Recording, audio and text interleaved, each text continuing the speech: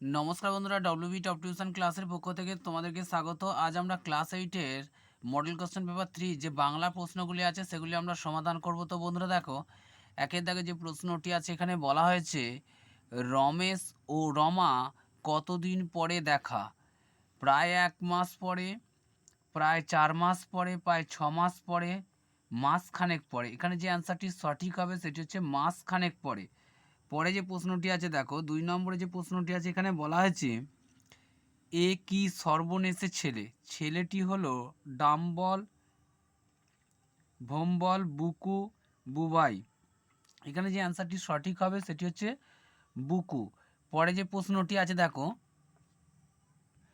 পরে দেখো 2-এর দাগে যে প্রশ্নটি আছে এখানে বলা হয়েছে ছেনু মাসিরা কোথা থেকে এসেছে?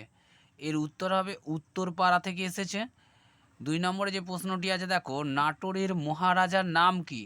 নাটোরের মহারাজার নাম জগদীন্দ্রনাথ। 3 নম্বরে যে প্রশ্নটি আছে দেখো, লিচুর বীজ কোন মাসে পাকে? তো এখানে যে অ্যান্সারটি সঠিক হবে সেটি হচ্ছে বৈশাখ মাসে পাকে। তো দেখো পরে যে প্রশ্নটি আছে এখানে শুধুমাত্র আমরা 1 নম্বরের প্রশ্নগুলির সমাধান করে দিচ্ছি। এগুলো তোমাদের প্রত্যেকের কাছে বাংলা সহায়িকা আছে, সেখানে তোমরা পেয়ে যাবে। যেগুলো পাবে না কমেন্ট করবে, আমরা পরের ভিডিও অবশ্যই দিয়ে দেবো। পরে দেখো 4-এর 1 প্রশ্নে বলা হয়েছে গলির মোড়ে একটা গাছ দাঁড়িয়ে, গাছ না গাছের ড্যাশ প্রতিরূপ, প্রেতচ্ছায়া, প্রতিলিপি, চারা গাছ। এখানে যে অ্যান্সারটি সঠিক হবে সেটি হচ্ছে প্রেতচ্ছায়া। পরে যে প্রশ্নটি আছে দেখো, 4-এর 2-এ দেখা হচ্ছে হাওয়াদের ন্যায় বাড়ি, বন্ধু, বারান্দা, রাস্তা। এখানে যে অ্যান্সারটি সঠিক হবে সেটি হচ্ছে বাড়ি। পরে যে প্রশ্নটি আছে দেখো, 5-এর 1 প্রশ্নে বলা হয়েছে দাঁড়াও কবিতায় কবি কাকে কাদের পাশে দাঁড়াতে বলেছে? তো দেখো বন্ধুরা, এখানে এই প্রশ্নের অ্যান্সারটা লিখে দেওয়া আছে কবিতায় কবি সমাজের সমস্ত মানুষকেই সব রকমের স্বার্থ, বুদ্ধি ও হীনতার সরিয়ে অসহায় একলা মানুষদের পাশে দাঁড়াতে বলেছেন। 5-এর 2-এ যে প্রশ্নটি আছে দেখো, বাড়িটিকে ভালোবেসে কারা বেড়াতে এলে কিছুক্ষণ থেমে যায়?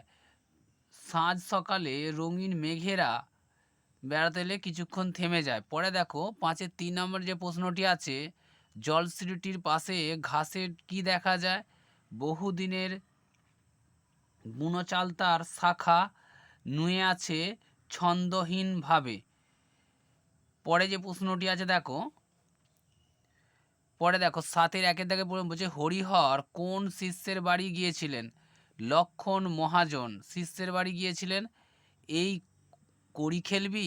কে কাকে বলেছে? অপু বঙ্কাকে বলেছে। অপু বলেছে বঙ্কাকে। পরে দেখো দুর্গা সলতে বানানোর জন্য কি খুঁজছিল? ছেঁড়া ন্যাকড়া খুঁজছিল। পরে দেখো যে প্রশ্নগুলি আছে সেখানে হচ্ছে 9-এর 1-এর দাগে যে প্রশ্নটি আছে, একই নামকে বারবার ব্যবহার না করে বাক্যে যে পদ ব্যবহার করা হয় সেটি হচ্ছে সর্বনাম। অর্থাৎ বিশেষ্যের পরিবর্তে যে ব্যবহার করা হয় সেটি হলো, যেটি ব্যবহার করা সেটি হলো সর্বনাম। ক্রিয়ার মূলকে বলে ধাতু, অর্থাৎ ক্রিয়াপদের মূলকে বলা হয় ধাতু। পরে দেখো সাবাস দারুণ হয়েছে, নিম্নরেখ অংশটি হলো ক্রিয়া বিশেষ্য অব্যয় বিশেষণ। এটি হচ্ছে অব্যয়। পরে যে প্রশ্নটি আছে দেখো,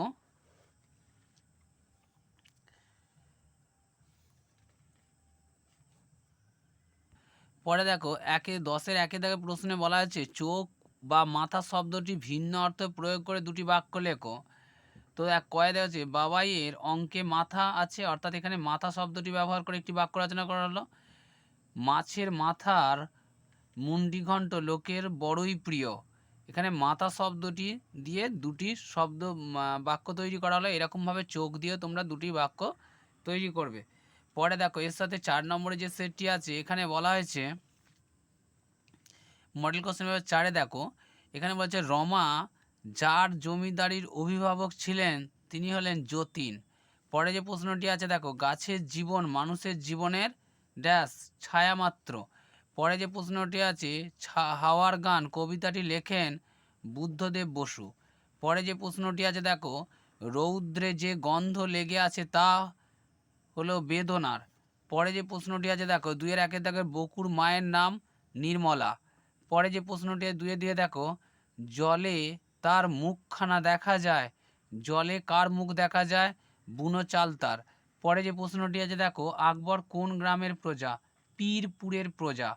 পরে দেখো, কবি ট্যাক্সিতে কতজন ছোকরা উঠেছিল? অর্থাৎ কবি ট্যাক্সিতে উঠেছিল 3 জন ছোকরা। পরে দেখো 5-এর 1-এর দাগে যে প্রশ্নটি আছে, বধূর বাড়িতে অপুকে কি খেতে দেওয়া হয়েছিল? তো দেখো এখানে অ্যান্সারটি করে দেওয়া আছে, বধূর বাড়িতে অপুকে একদিন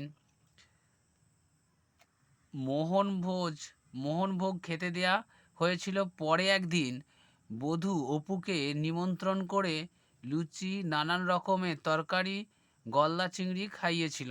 পরে দেখো 2 নম্বরে যে প্রশ্নটি আছে 5-এর, তো দেখো 2 নম্বরে যে প্রশ্নটি আছে কি নিয়ে অপু ও দুর্গার মধ্যে ঝগড়া হয়েছিল? দেশি কুমড়ো শুকনো খোলা নৌকো নিয়ে। অর্থাৎ দেশি কুমড়োর যে শুকনো খোলার নৌকা সেটা নিয়ে ঝগড়া হয়েছে তাদের মধ্যে। পরে দেখো 3 নম্বরে অপুর ঠাকুরদার নাম কি? রামচাঁদ তর্কালঙ্কার হচ্ছে অপুর ঠাকুরদার নাম। পরে যে প্রশ্নটি আছে দেখো, জটিল বাক্য কাকে বলে? জটিল বাক্য কাকে বলে?